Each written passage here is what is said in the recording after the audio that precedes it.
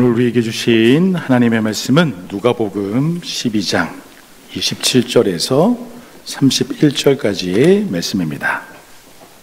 하나님의 말씀을 교독하시겠습니다. 백합화를 생각하여 보라. 실도 만들지 않고 짜지도 아니하느니라. 그러나 내가 너희에게 말하노니 솔로몬의 모든 영광으로도 입은 것이 이 꽃 하나만큼 훌륭하지 못하였느니라.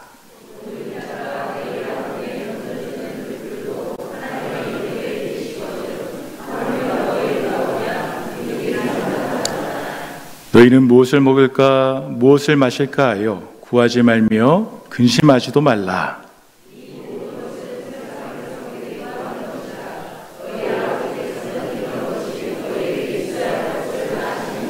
함께 봉독하십니다. 다만 너희는 그의 나라를 구하라. 그리하면 이런 것들을 너희에게 더하시리라. 아멘. 한 상인이 남아공의 어느 마을에 머물렀습니다. 그리고 어느 상점에 들어가게 되었습니다.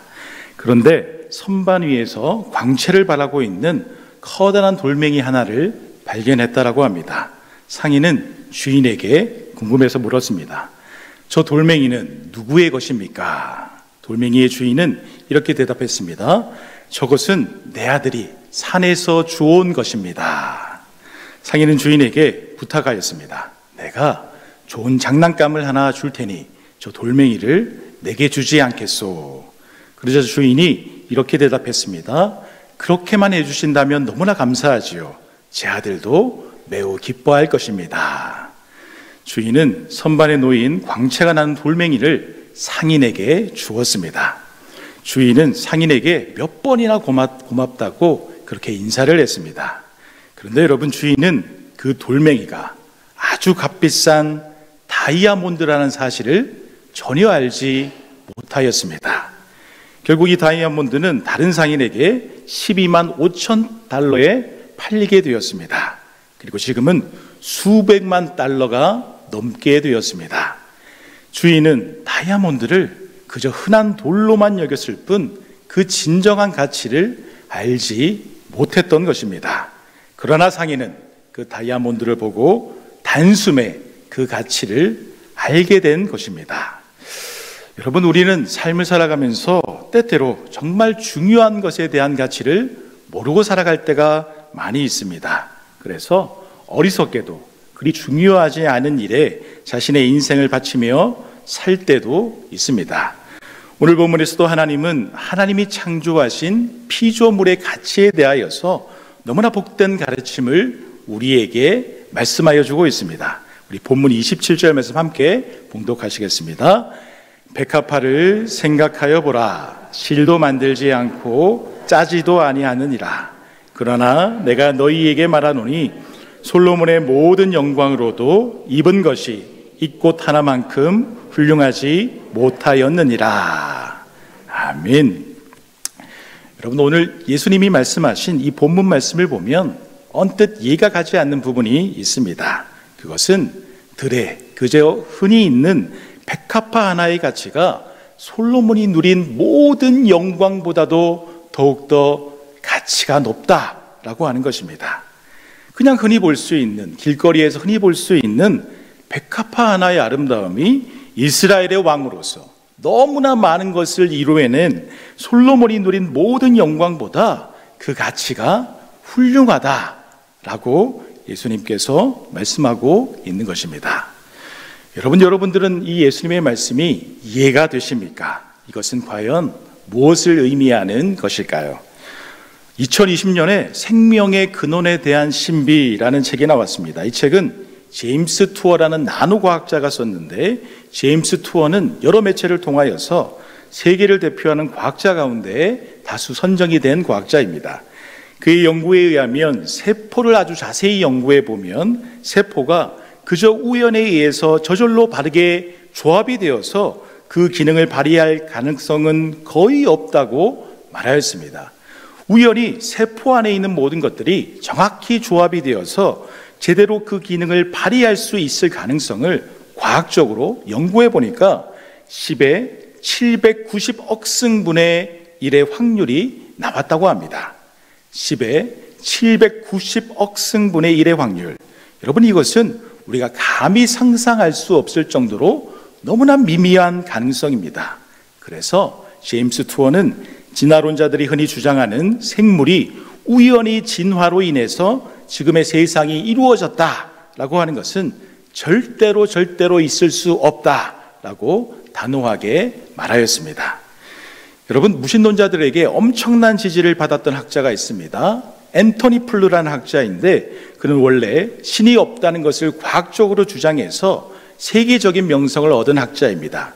앤토니 플루는 만들어진 신, 이기적인 유전자와 같은 책을 써서 세계적인 명성을 얻은 리처드 도킨스의 스승이 되는 인물입니다. 그런데 그렇게 무신론적 배경을 가진 앤토니 플루는 그런데 죽기 전에 충격적으로 There is a God이란 책을 쓰게 되었습니다. 말 그대로 신은 있다라고 하는 책을 쓰게 된 것입니다. 신이 없다라고 하는 것을 과학적으로 주장하여서 무신론자들, 수많은 진화론자들에게 추종을 받던 학자가 자신의 입장을 완전히 바꾸어서 하나님은 있다라는 책을 쓰고 마지막으로 책을 쓰고 죽었다라고 하는 것입니다. 그 책을 보면 생물의 근본을 이루는 세포가 형성되려면 DNA, RNA, 단백질이 순차적으로 만들어져야 된다라고 말합니다. 그리고 DNA에 있는 엄청나게 복잡한 정보가 단백질을 만들려고 하면 정보에 따라서 아미노산을 불러오고 정말로 미세하게 정확한 자리에 또한 균일하게 배열을 해야 한다고 합니다. 여기에서 RNA는 통역을 하는 중요한 기능을 담당하는데, 그런데 이 RNA가 DNA의 엄청난 정보를 번역하고 분석하고 통역하여서 정확하게 아미노산을 배치하고 단백질을 만들며 생물을 만들어가는 그 말할 수 없는 엄청나게 복잡한 과정을 연구해 보았을 때 무신론을 주장하였던 앤토니 플루는 자신의 학자로서 주장한 모든 것을 내려놓고 생명의 창조가 진화론의 산물이 아닌 그저 신이 생물을 창조하였다라고 하는 것을 인정할 수밖에 없었다라고 하는 것입니다. 우연히 진화로 인하여서 이 모든 것이 이루어질 것이라고 하는 캐캐 묵은 옛사상을 벗어버리고 하나님을 인정할 수밖에 없었다라고 하는 것입니다. 여러분, 최첨단의 과학이, 최첨단의 기술이 아무리 생물을 만들려고 해봐도 아무것도 없는 무에서 유로의 창조는 있을 수 없는 것입니다. 사람은 그저 생물과 자연과학을 연구하면 연구할수록 인간의 무력함과 자연의 설명할 수 없는 신비와 놀라움에 그저 경탄할 수밖에 없다라고 하는 것이죠.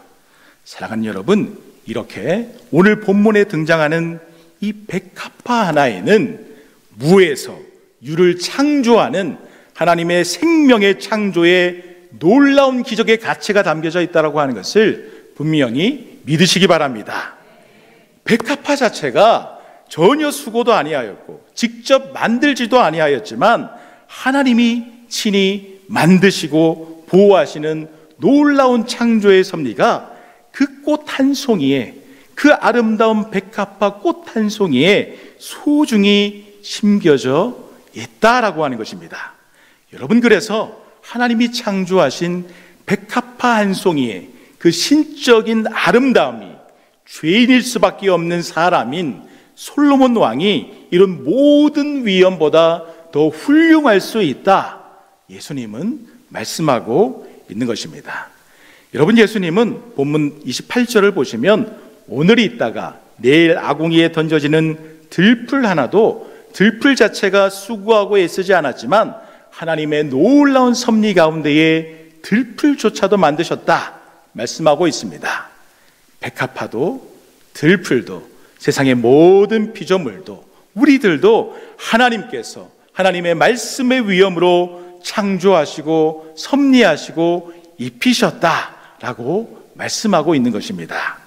그리고 하나님이 이렇게 백합화 하나도, 길거리에 떨어져 있는 들풀 하나도, 길가에 있는 잡초 하나도 만드시고 보호하시고 지키시는데, 하물며 무려 하나님의 형상을 불어넣어서 창조하신, 자신을 가장 닮은 존재로 창조하신 하나님의 자녀들을, 바로 우리들을 끝까지 지키시고 보호하시고 인도하시지 않겠느냐, 예수님은 우리들에게 분명히 말씀하고 있는 것입니다.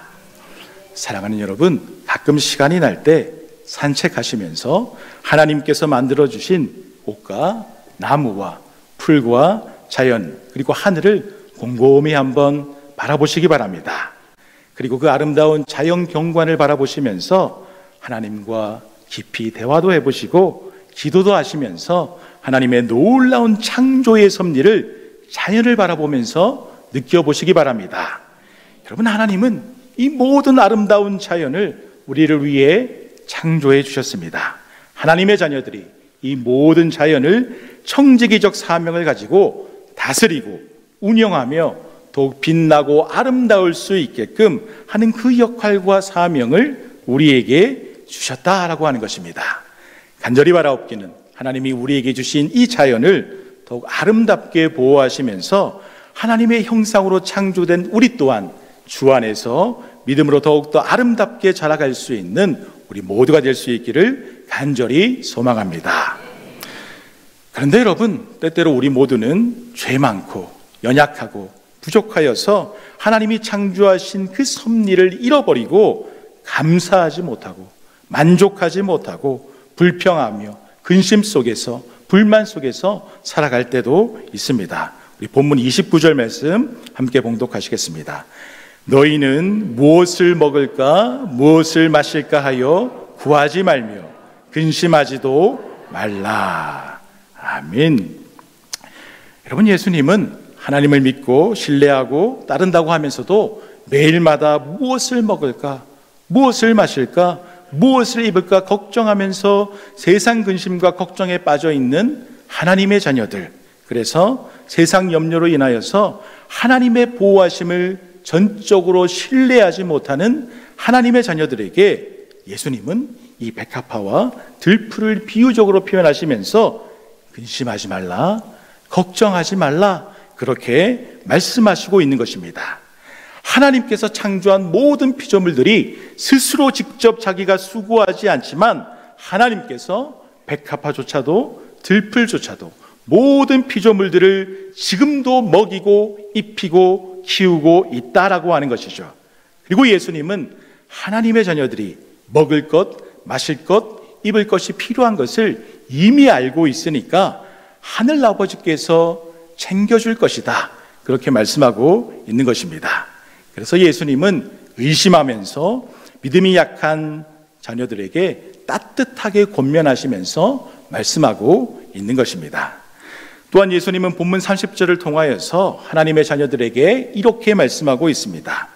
먹을 것, 마실 것, 그리고 그런 것들을 염려하고 걱정하는 것은 하나님을 알지 못하는 이 세상 사람들이 구하는 것이다 라고 하는 것입니다.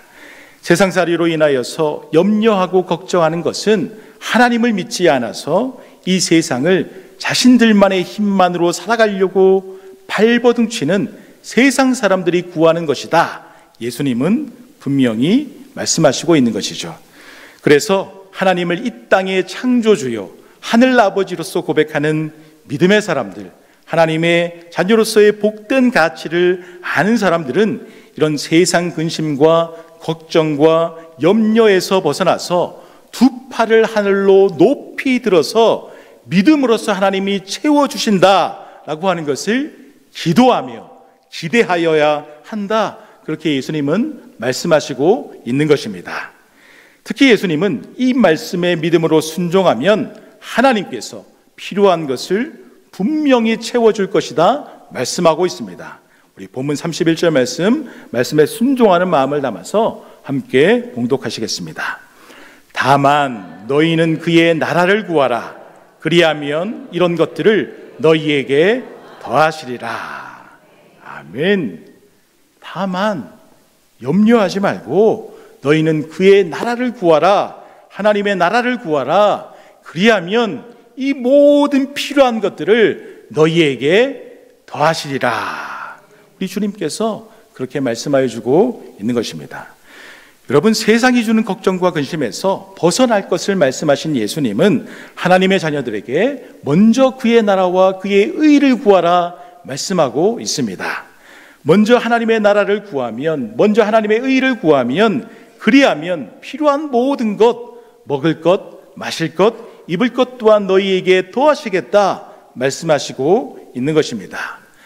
여러분, 성도가 하나님의 나라와 하나님의 의를 구한다라고 하는 것은 우리의 뜻, 우리의 생각, 우리의 계획대로 살아가는 것이 전혀 아닙니다.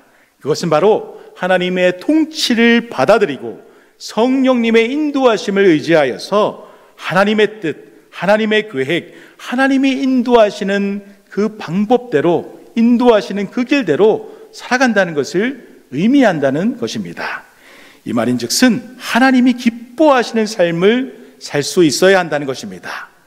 나를 향한, 우리를 향한 하나님의 뜻과 계획이 무엇일까? 하나님의 말씀을 묵상하고 하나님께 기도하면서 주님께서 나에게 주신 그 은혜와 사랑을 전하며 살아가는 삶을 뜻하는 것입니다. 가정과 직장과 교회 어디에 있든지, 심지어 혼자 있을 때도 주님께서 나와 함께 하심을 의식하면서 하나님의 인도하심을 구하며 살아간다라고 하는 것을 뜻하는 것입니다. 그래서 주님이 주신 말씀이라고 한다면, 주님이 나에게 주신 사명이라고 한다면 한평생 다하여서 주님만을 의지하면서 말씀에 순종하며 살아가는 것, 끝까지 주님의 영광을 위해서 살아가는 것, 그것이 하나님의 나라와 의를 구하는 성도의 삶인 것입니다. 여러분, 사극 드라마를 생각하면 대표적으로 어떤 배우가 떠오르십니까? 누가 떠오르시나요? 최수종. 그렇습니다. 사극 배우 하면 대표적으로 최수종 씨가 떠오르는 것 같습니다. 얼마 전에 TV에서 방영되었던 고려거란 전쟁, 그리고 대표적인 작품으로 대조영, 해신, 태조왕건 등 최수종 씨는 참으로 많은 작품을 찍었습니다. 그리고 많은 인기를 얻게 되었습니다. 그런데 여러분, 최수종 씨를 생각하면 잘생긴 얼굴에 서글서글한 성격에 애처가로서 아내를 끔찍히 사랑하고 축구도 잘하는 만능 엔터테이너로서의 모습을 떠올리게 됩니다. 마치 태어났을 때부터 금수저로서 꽃길만 걸었을 것이라 생각되는 이미지를 최수종 씨는 가지고 있습니다. 그런데 여러분, 최수종 씨가 젊었을 때 돈도 없고 집도 없어서 밥도 굶고 거지와 같이 길거리에서 잠을 청했다는 사실을 알고 있습니까? 아마 모르시는 분들이 많을 겁니다. 여러분, 최수종 씨는 청와대 고위공무원이었던 아버지의 도움으로 어릴 때는 부족할 것 없이 그렇게 자라게 되었습니다. 그러나 아버지가 사업을 하시다가 사기로 인하여서 실패를 경험하게 되었고, 그 충격으로 아버지가 돌아가시게 되면서 험한 인생의 길이 그에게 펼쳐지게 되었습니다. 그는 졸지에 아버지를 잃고 집도 잃고 오갈 데 없는 신세가 되어버린 것이죠. 가족들도 뿔뿔이 흩어지게 되었습니다. 아버지가 돌아가시니까 아무도 자신을 찾는 사람이 없었고 도움을 주는 사람도 없었다라고 합니다.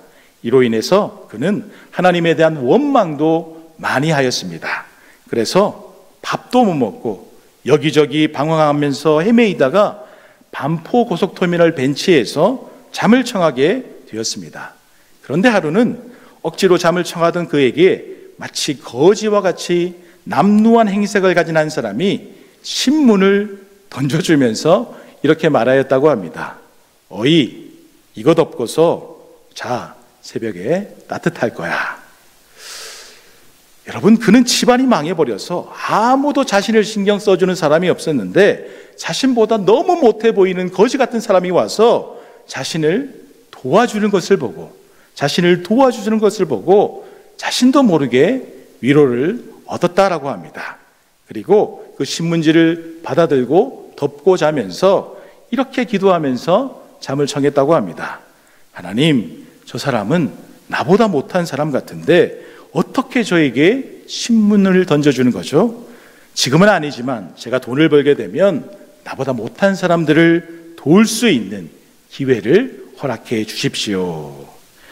그렇게 긴잠에서 깨어났을 때 그는 하나님이 자신을 버린 것이 아니라 아직도 자신을 사랑하고 보호하고 있다는 사실을 마음으로 확실히 느끼게 되었다고 합니다.